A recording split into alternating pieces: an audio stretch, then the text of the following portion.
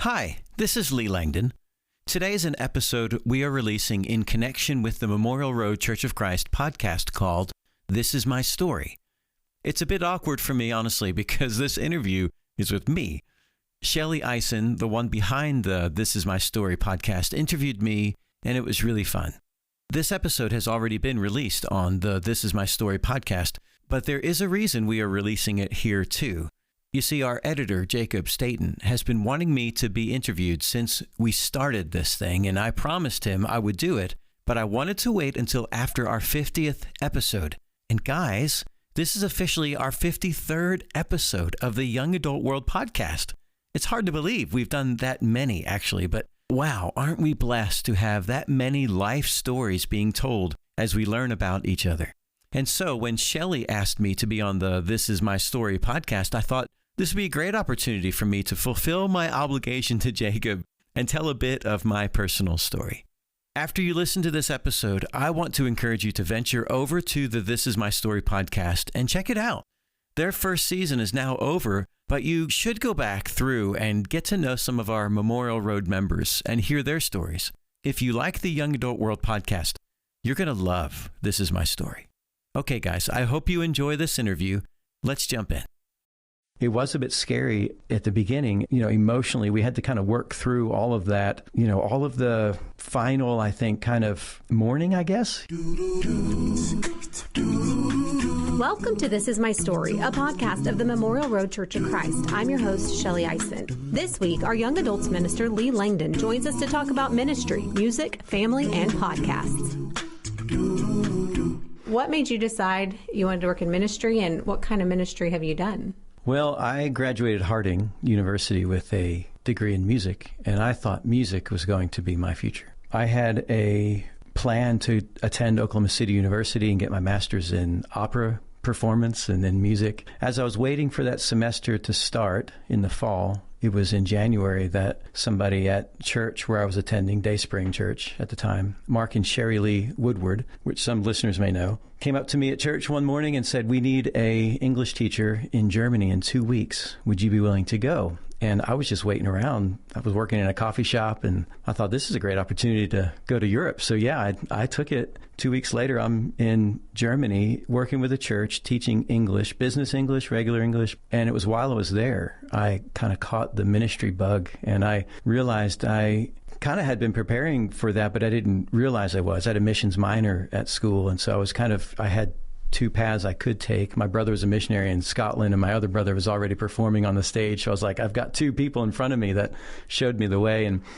But I just felt really called when I got to Germany. And so when I came home, I went to OCU and said, I'm not going to do that degree, and decided to start a master's in ministry instead. So that was kind of a fork in the road for me, and I chose ministry instead. I just felt really called to it. Were you already married at that point, or? No. I had, when I came back from Germany, I attended Memorial, and the first night I attended, I went to the college class, and I heard this girl that was answering a lot of the questions in class, and I thought, man, who was that girl? And so after class, she stood up in the front row and turned around, and she doesn't remember meeting eyes with me, but I remembered meeting eyes with her, and I saw those deep blue eyes and thought, ooh, I need to get to know that girl. And so I did, and that was Amy. It turned out to be Amy. And 2 weeks later, I finally met her in worship on a Sunday morning, which used to be the old auditorium, which, kind of a side note for me, it's kind of a special thing because I teach on a regular basis in Fellowship Central now, which used to be the auditorium. So I met Amy, and now full circle, all these years later, I'm teaching in this very spot that we met, which is kind of fun. So yeah, we met pretty quickly after I got back from Germany. Are you from Oklahoma, or? I'm actually from New Jersey. Okay. Yeah, I was born and graduated high school in New Jersey.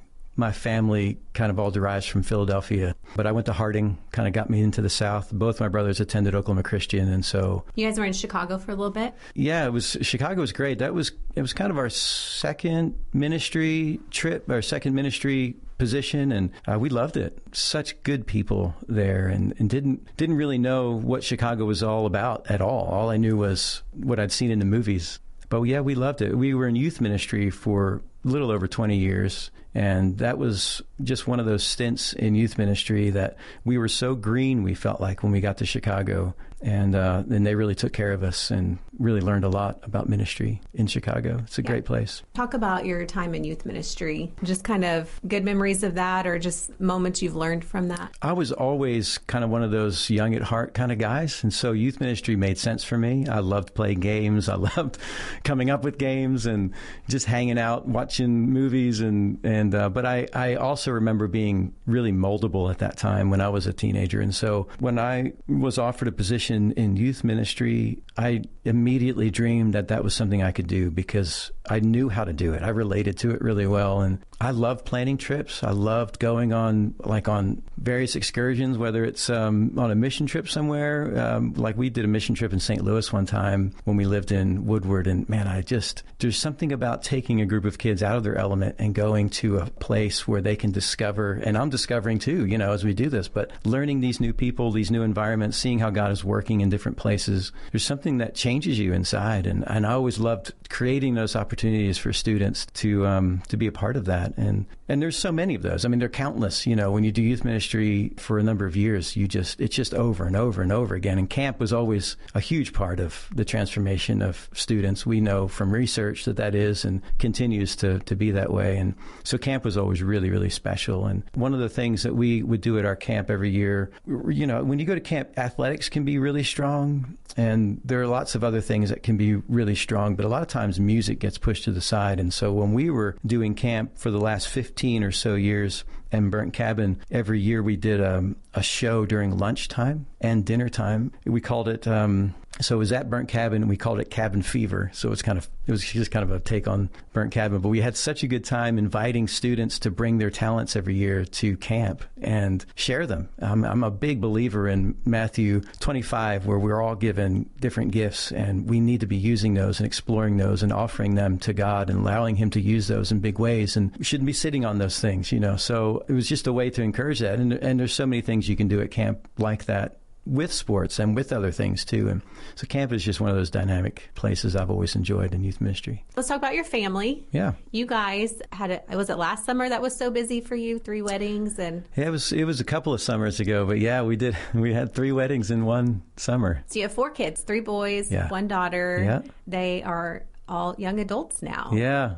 Yeah, well, as a young adults minister, it's kind of funny because all of our kids are in the setting again as they were in youth ministry, and now here they are again. Our kids are stair-stepped. We've got a 28-year-old, a 26, 24, 22. Our 3 youngest are married. And 2 summers ago, it was really fun. There was a lot going on because of the 6 that were, with the in-laws anyway, with the 6 that were getting married. I think there was like 4 of them that were graduating. It was one of those crazy, they graduated in May and then they all wanted to get married in the same summer, which was great. I mean, we just had such a great time, and all the weddings were different, and it was really fun. Any fun things about your family we should know, or about you and Amy? Yeah, I don't know. You're empty nesters now. Yeah. That was surprising to me, becoming an empty nester. Empty nest, you kind of wean out of it. When your kids go to college, you experience, you do feel a little empty nest, but they're still kind of depending on you. But then when they get on their own, they become young adults and they've got their own places and they have their own incomes. They have real money, as we call it, in our family. They got their real job with the real money, and they're independent. All of a sudden, you have this new freedom that you didn't realize was coming. At least we didn't realize it was coming. And Amy and I have just really enjoyed being together. It was a surprising transition, I should say, because it was just the 2 of us, finally, just the 2 of us again on our own. And it was a bit scary at the beginning. Emotionally, we had to kind of work through all of that, all of the final, I think, kind of mourning, I guess. You're kind of mourning some of those, that it's never going to be the same anymore, and your kids are all independent now. But then the morning came, the light comes, and you're like, oh, this is really actually pretty great. It's just me and you, and we're able to just be what we used to be before the kids again. But now we have money, and we can travel, and we can go see our kids, and it just seems like this stage is even better than it was before. And we didn't anticipate that. I think we were nervous that when they left the house, we were going to be very sad all the time. But come to find out, it's pretty great, and it's not that we don't love our kids because we adore our kids. We realize that how much we're having fun and love each other. It's a sweet time. It sounds like you've found some fun things to do together. We both have our Fridays open, and so we often will go to the zoo, and we are zoo members and love the zoo a lot. Amy has brought me along into her zoo fandom, but I've been suckered in. I love it. And the other thing I wanted to tell you is that we are traveling. Where all are you going? This summer, we are going to 2 places. Our young adults are going to Honduras in June. And then in August, Amy and I are going back to England because we love England. I don't know why we love England so much, but we've just always connected with England stuff. Jane Austen's been a big part of our marriage all the way through. Our first date was going to see the movie Emma. I've always been a soccer fan, so my favorite soccer team's over there. And so we took a trip a couple of years ago to England and explored a lot of things. And we're going to go back this summer. Lord willing, everything works out. We've got everything booked, and we're ready to go explore the beaches, the southern coast, and then into Cornwall, and we're excited. So let's talk about music. You talked about, you were going to go to Oklahoma City University, and even though you didn't do that, music still seems to be a big part of your life now. Yeah. A little bit of backstory, I suppose. My family growing up was very musical. When we would get together as a family with all of my dad's brothers and sister and all of my uncles and cousins and all that, we would come together at Thanksgiving or so, and we'd round up in a circle, and all of the guys had a guitar. I don't know why none of the women did, but they just didn't. They just somebody had a tambourine, but there was always singing. We were playing songs like from the Eagles and Little River Band and all these old and great songs that everybody knew. And so that was kind of early on. And I was the youngest of 13 cousins, so I was just watching all of this most of my early years. And my dad was in a band from when he was 11. He was a drummer, and still, he's just still a great drummer. I've always admired that about my dad. And he and his brothers had a great band for a long time and played. And so music's always been part of our family. My brother is also my oldest brother. He's an actor and a musician, and my other brother plays the guitar and loves to sing and sings at church.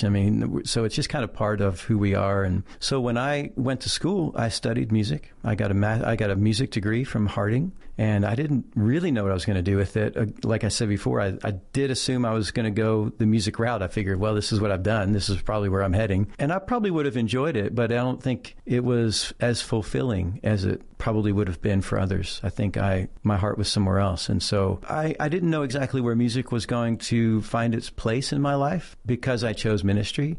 But I ended up leading worship everywhere I had been. Even here, I get to lead some. I really enjoy leading worship, and it's just kind of been part of what I've done everywhere I've been.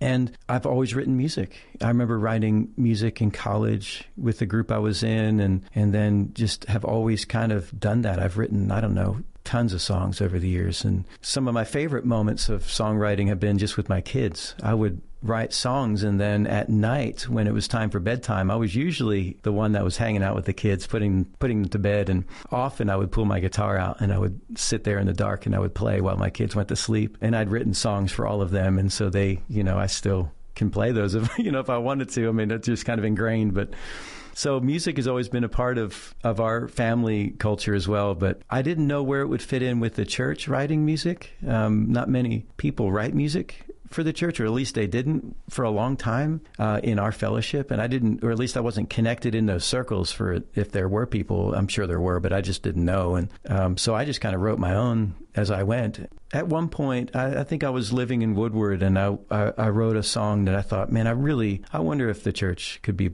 if this could be used in worship somewhere. And I recorded it with a friend here, actually in Edmond, in his old studio, and started arranging music and started doing that. So I was able to do that. And it's happened a few times where that's been a real neat treat for me to be able to write a song and its blessing to other people. I know what music is for me. I know when somebody writes a song, I hear it on the radio or whatever, and I take it in, and it becomes part of who I am, and I memorize the lyrics, and it's part of, to think that God might be able to use me in that way to create a song that might be the words that somebody else needs. That's just a gift in and of itself. Yeah. Do you have a favorite song that you've written? I don't know. That's a hard one to say. They're all somewhat special and unique to me. Kind of hit different points in your life, maybe? Uh-huh. Yeah, I feel like songs are kind of timestamps, like I don't know, there's a moment in time where you're writing a song about something or remembering a moment in time.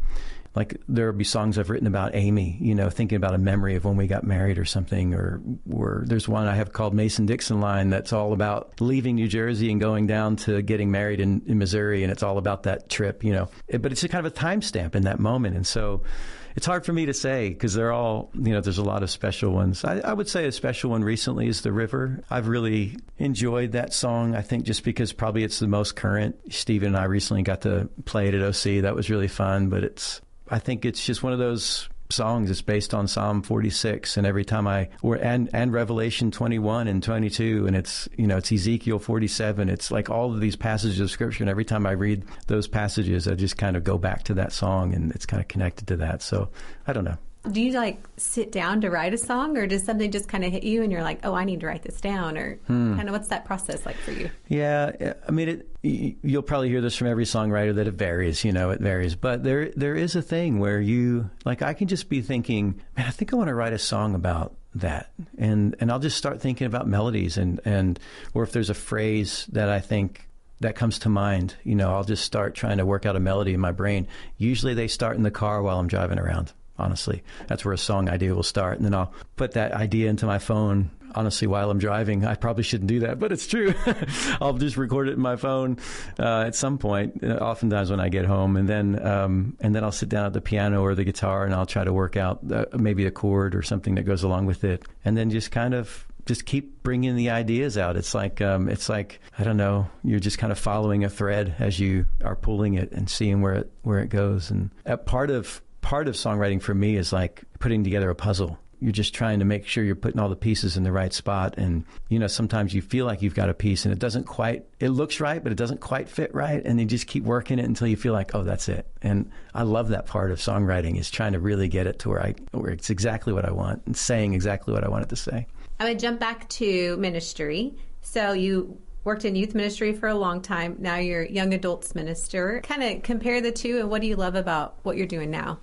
Well, youth ministry was really fun, and I loved it. And we spent a lot of time with teenagers doing a lot of different things. And when you're in youth ministry, you feel like parents are there, but you have a lot of responsibility. You feel like you're in charge of all of these people, and you've got to take them all places and do all these things. Where young adult ministry, on the other side of that, is it's a win if we have a young adult that's championing something and they plan the whole thing, and I'm just kind of supporting them and helping them succeed in that. Or we say, hey, let's go on a float trip, and they all meet at the float trip. I mean, I don't have to drive a bus or anything. That's fantastic. But I love seeing our young adults success and be adults, because they're adults. We call them young adults, but really they're adults, and they may have entered into this new chapter, but they're fully adults. And so I just love seeing them kind of grab their faith and say, this is my faith. I'm going to own this. I'm going to own what it means to be a member of the church and plant my roots and become a strong member who's attending, who's supporting, who's, giving and doing all the things that I need to be doing as a faithful follower of Jesus who's now an adult. And, a lot of young adults realize pretty quickly after college, wow, this adulting thing is harder than I thought it was going to be. It's a challenge. I mean, like my first apartment and paying bills, and I don't know if I like my job, and how do I deal with my parents now that, that's kind of different as well, because I'm not depending on them, but yet I still have to have this relationship. And there's so many things that changes when you become an adult, a young adult. And so I love walking alongside of young adults and helping them, thinking through those things and just having coffee. I mean, it's one of my favorite things to do, is sit across the table from a young adult and we just talk about life. One of the things that you've done is the Young Adult World podcast. Yeah. So I want to talk about that. I think a lot of us have heard about it, but if people haven't heard about it, kind of tell us what that is. Yeah, the Young Adult World podcast we call it a ministry of the Memorial Road Church of Christ, and kind of connected to our young adult ministry here. But it was kind of originated out of this. How do we continue to connect with each other when we're not in the same space? Young adults are very transient. It's like they love to travel on the weekends, doing whatever they're going to. I love it. I think it's fantastic. So they're not always here, So how do we create something that allows them to learn about each other and connect with each other in a way when they're not able to be around? And so there's that. And our Young Adult World podcast is first and foremost learning the stories of our young adults. I mean, that was the original idea, is we want our young adults to know each other. So everybody has a story to tell. Everybody's life is important, and they come from somewhere. And so we wanted to hear their origin stories. Where are you from? What makes you you? And it's kind of a discussion starter. You know, when you walk into a room and you've heard a podcast episode of somebody who's in the room, you can remember what you've heard on the podcast, and gives you something to talk about, ask about or whatever. So there's lots of reasons for it, but it's fun. And we also do some bonus episodes occasionally. We did one last season where it was about buying a home, and we had two people in, a realtor and a mortgage lender, and they talked about the process of buying a home. What is it like to do that, and what are the things we need to think about as we go through, and how do you know when, and how much money do you need, and all those kind of things. Stuff that young adults need to learn about and hear about. So trying to get into their world and explore it. I'm not a young adult anymore. They could all be my kids, in that sense. But they do allow me to be a part of their world, and I like to explore it and try to understand where they are. My last question is, do you have a favorite hymn or worship song? That's such a big question. I know you asked this question. So I'm going to say a couple, if that's okay. The first one is Come Thou Fount. I've always loved that song. There's something just really special about it. Obviously the lyrics are wonderful, but I think it's tied to a lot of memories with growing up in Tabernacle, New Jersey, and listening or singing along with our church family. That was one I always look forward to singing, but it's just a special song. Recently, I have really enjoyed All the Heavens. It's a song that I learned here, actually. It just points to God. I love the Psalms, and when I think about all of the Psalms that are written, and specifically when I think about the Psalms that David wrote, and these are a long time ago, and we're still reading them, and we're still singing them. Those are really still special songs to us even today, and that's the power of music and the power of song is really important. Lee, thank you. Yeah, thank you so much.